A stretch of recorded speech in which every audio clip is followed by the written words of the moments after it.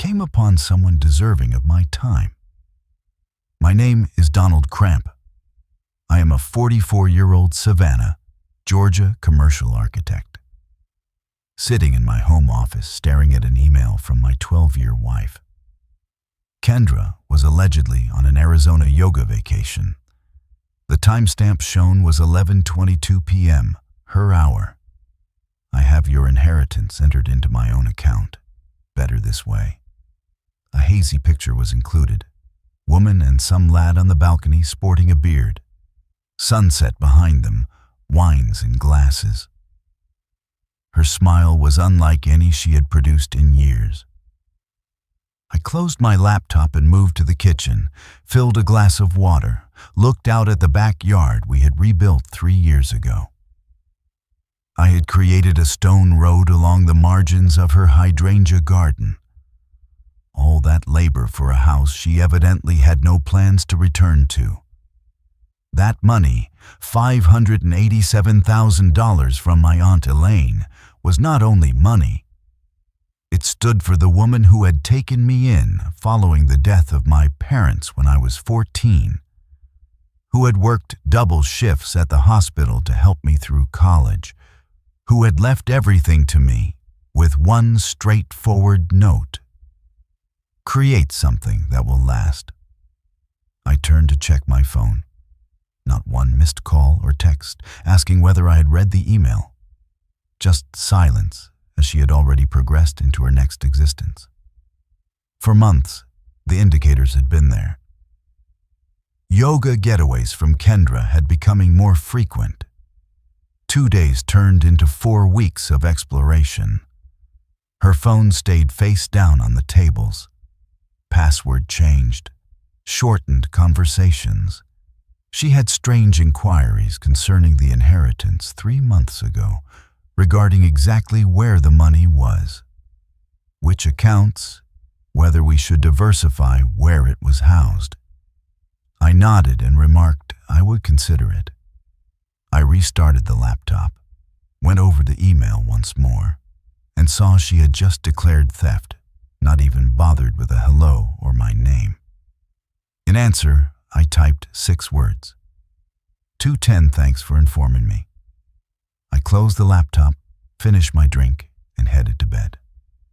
The lengthy day tomorrow would be. But sitting by myself in that king-sized bed, I discovered something that ought to have worried me, but didn't. Knowing she wouldn't be home, I slept easier. Kendra was unaware that months earlier I had sensed something odd. Her attempt to remove it had simply given me all I needed. The inheritance had never been where she thought it was. I met Kendra and Charlotte at an industry conference 15 years ago. She was starting her wellness brand and searching for builders to create her first physical store. 5 years into my profession, I was eager for projects outside of office buildings and parking lots. We tied the knot 3 years ago, designed a life in Savannah where my company's headquarters were located, paid the craftsman on Victory Drive for the wraparound porch she has always desired. None of the children, her decision. The company is my kid, she would say.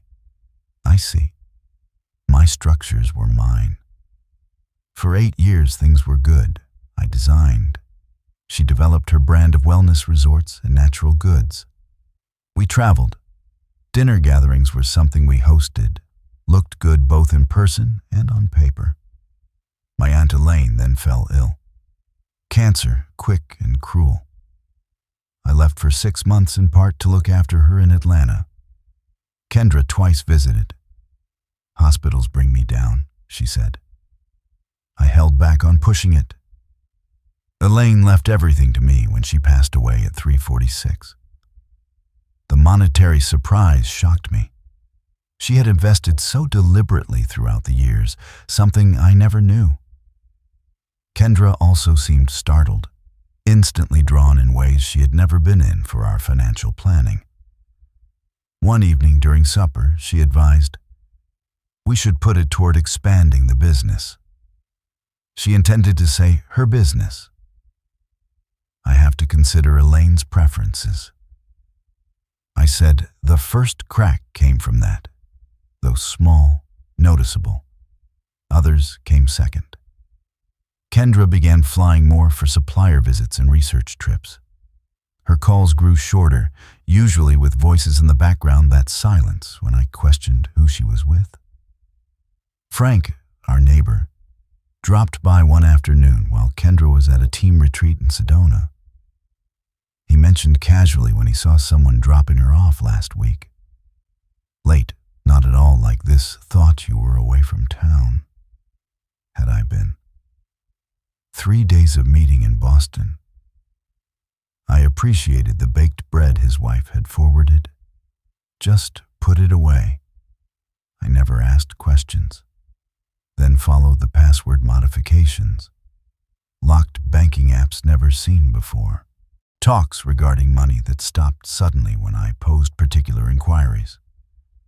One night I discovered her on the phone in the backyard, voice low, laughing in ways she no longer laughed with me. Coming inside. Just Patricia from the studio, she remarked. Patricia, who had left the company 8 months previously, nodded, not corrected her, then observed as she poured more wine and shifted the topic. Only one of us was being honest about the foundation breaking under us, 5/21. 2 weeks before Kendra left for what would be her last retreat, my firm's financial advisor gave me a call. Jerry reported that someone has been attempting to access details on your trust accounts, based on your personal data but failing the security procedures. Which matches? Still, I asked, though I knew already. The money inherited. They attempted using the last 4 of your social but couldn't respond to the security inquiries. I hung up, thanked him, then spent a lot of time seated at my desk. Kendra inquired that evening whether we might streamline our records. Not meeting my eyes, she replied, "It's silly to have so many different login and passwords. We should consolidate everything." I answered, "You're probably right. I'll talk to Jerry about it." The next day, I drove to Atlanta, visited with Rita Wallace, my aunt's attorney for 20 years, and then mine. Just facts, explained my worries free of emotional charge or allegation. Rita commented after I finished, "Your aunt was smart to suggest the irrevocable trust structure. Whatever happens in your marriage, the money is safeguarded." And Rita's tone grew stiffer. If someone tried to shift those money without permission, that would be clearly legally consequential financial fraud. I gave a nod. "Let's record everything, and I want to build up a monitoring system alerting us to any efforts to access, move, or alter anything connected to the trust." Kendra had packed for her retreat when I got home. She left already far away, kissing me briefly. "I might extend this one," she murmured at the door. Actually delve thoroughly into the discipline. I watched drive away, went back inside and opened my laptop, helped load her luggage into the car. I didn't call her pals or verify her location. I didn't spy through her texts or emails. I just opened our shared cloud storage, which contained home improvement ideas, a project we had discussed beginning this year, along with household records maintained in a folder. I came across what I was looking for. Copies of statements, notes on transfer protocols, screenshots of my accounts, documents she would have neglected to move or delete. A picture of a whiteboard with figures. My inheritance amount less 20%, with the note transfer fee explanation. She had months of prepping for this, 7:45. I closed the folder, strolled about our house with its well-selected furnishings and artwork reflecting the narrative of who we supposed to be, and felt an unusual peace fall over me. The treachery did not surprise me. My own reaction astonished me as well. Not anguish or anger, but clarity. I saw our marriage for what it had evolved for the first time in years. She was now ending a trade because something more profitable had arrived. That night, I slept in the guest room. The next morning, I started calling. 5 days later, her email arrived, and by then, I had everything running. After getting Kendra's email, I waited precisely 24 hours before acting. Just systematic steps. No emotional response, no frantic calls or texts. I first emailed Jerry and Rita sharing Kendra's short note. Documenting asked. Both verified getting it. Neither of them required more justification. Then, months ago during one of our hypothetical chats, I contacted Thomas Webb, a divorce attorney Rita had suggested. His secretary set an afternoon meeting. Kendra texted at noon. "Did you get my email?" I answered, "Yes, that's all you have to say." She replied back minutes later. I replied nothing. Instead, I drove to Thomas's office downtown where Rita joined us by video conference. "The attempted transfer creates a paper trail," Thomas said, looking over the papers Rita had supplied. "You have several elements working for you. She has now freely admitted to trying illegal access. The money was inherited, never co-mingled with legitimately kept marital assets in a trust structure. Next is what?" inquired. "File for divorce right away citing financial misbehavior.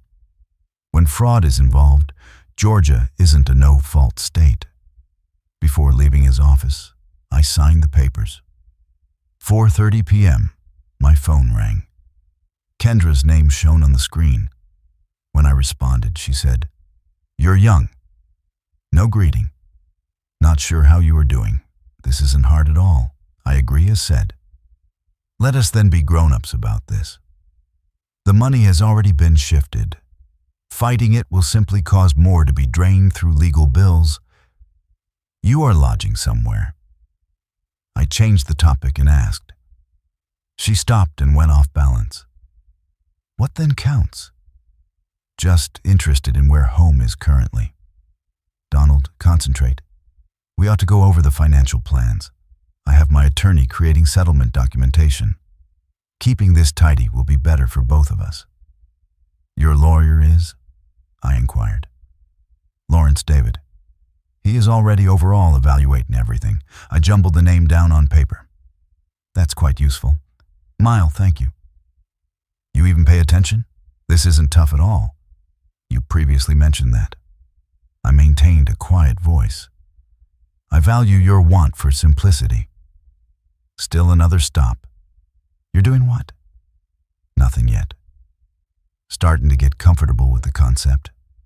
I suppose could hear her unwind on the other side, misunderstanding my quiet as submission. She softened her voice, saying, "It's for the best." For years, we have been headed in opposite paths. Cleaner than dragging it out, this is. You're correct. I agreed as well, one is cleaner. I contacted Thomas again and provided David Lawrence's information after we hung up. I then texted Kendra only once. Some time to digest. When I'm ready to go over specifics, we'll get in touch. She replied right away. Try not to wait too long. Papers will be ready on Friday. Friday, 3 days forward. Exact timing. Rita gave me a call at 6 p.m. 3 distinct attempts at starting transfers from the trust accounts today have been noted by the trust business, all precisely recorded and blocked. And the observing system recorded everything. IP addresses, Trizit login, timestamps. The access site corresponds with the email source. Arizona, not Sedona, Scottsdale. Rita took a stop. More exists as well. Last month, the system detected dubious conduct. While logging in via your home network, someone exported account details and transfer methods. We have device IDs and timestamps. I said thanks to her and hung. Made my way across the vacant house that today felt more like evidence than a house. I opened the 20-year-old Scotch bottle we had been saving for our 15th anniversary in the kitchen. 2 fingers poured into a glass. Kendra supposed to set the trap. She didn't know she had stepped straight into one herself. David Lawrence called early the next morning. His voice was underlined by professional caution. "I'm defending your wife in your divorce, Mr. Hartley. She said you're not suited for a simple resolution." Was that what she said? A small pause. "She said you seem to grasp the circumstances. In which particular context would that be especially?" An additional stop. "The allocation of assets, especially recent inheritance money. Has she shown you records of these funds?" "She said something," he said gently. "Recent ones, maybe 3 months ago," I observed. "And confirmations of transfer. She has mentioned those coming from the bank, I can see."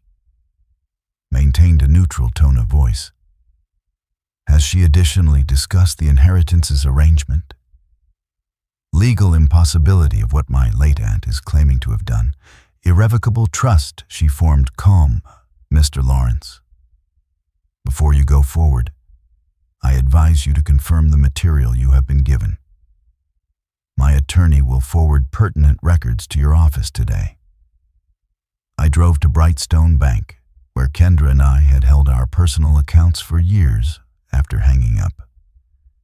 2 years ago, Harold, the manager, handled our mortgage refinance.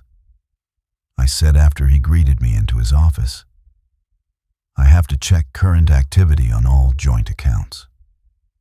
Harold brought up our records. His face changed as he went over the screens. "Over the previous 3 months," he reported, "there have been notable withdrawals." "What relevance is this?" He turned the monitor to me. "Frequent moves from our shared account to one I didn't know about little at first, gradually rising $2,000, $3,500. The most recent, 2 weeks ago, at $47,000. I pointed at the number and asked about this receiving account. "Is it with Brightstone?" Harold looked at. "Not. It's external. Credit Union Northern Lakes." Never had I heard of it. "Could you print the last 6 months' transaction records?" As I waited for the printouts, Thomas texted me. "Lawrence is calling for a quick meeting." Tone shifted greatly. The vision was becoming clearer by the time I got back to Thomas's office. 8 months ago, Kendra's name alone established the Northern Lakes account. The address mentioned was an apartment in Scottsdale, Arizona. Total withdrawals from our combined accounts, $178,000 at $250. Thomas noted she has been constructing a new life for some time, still with access to mine. Thomas's assistant announced David Lawrence was on the line as we were going over the bank data. Lawrence remarked, his voice tense, "I have the trust paperwork. My client might have misrepresented some elements of the financial situation, including her capacity to access or transfer those funds," Thomas said. Lawrence said, "That seems to be the case. With this fresh knowledge, I think everyone would benefit from talking about a change strategy." Thomas said, "My client has already filed for divorce citing financial misbehavior. The supporting material speaks for itself." Thomas gazed at me when the call finished. By end of day, he would drop her as a client. There is no respectable attorney that wants to be connected to this.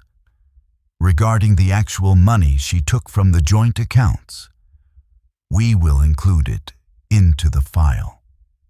Write everything down. Let her explain to a judge why she set up a secret house and methodically sold marital assets. I nodded, a peculiar emptiness about me. The treachery transcended what I had thought possible. This was not motivated by impulse. Calculated, was it? Designed over several months while she slept next to me, ate across from me. I also mentioned one more. Have to find out his name. Not for conflict, not even for the divorce process. I simply needed to realize the whole extent of what I had missed as I was creating what I assumed to be our life together. Thomas nodding. Someone will check into it for me. That evening, my doorbell went off. Opening it turned out a courier carrying an envelope. "Delivery for Donald Hartley," he said. Inside was a letter officially withdrawing David Lawrence as Kendra's legal counsel, forwarded to the court as well as Kendra. Thomas had sent a note attached, Domino first. Minutes later, my phone lit up. Kendra dialing. I let it drop off to voicemail. She sent a text after phoning 3 more times. "What the devil are you doing?" I stayed silent.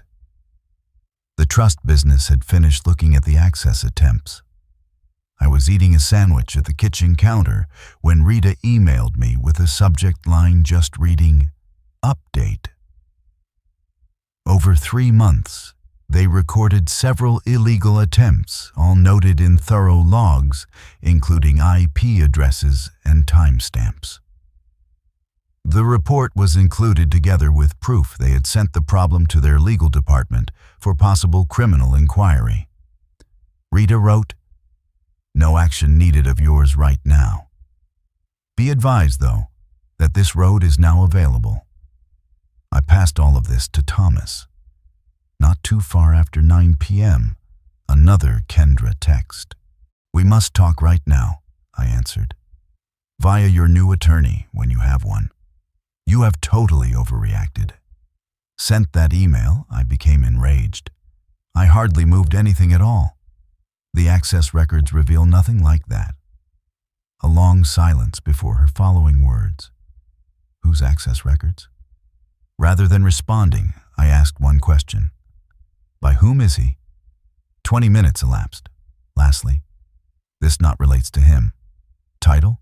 Name? Still another extended wait. Jason, although he's not really important. Berkeley's last name is Menamsker. He is simply a friend supporting me during this.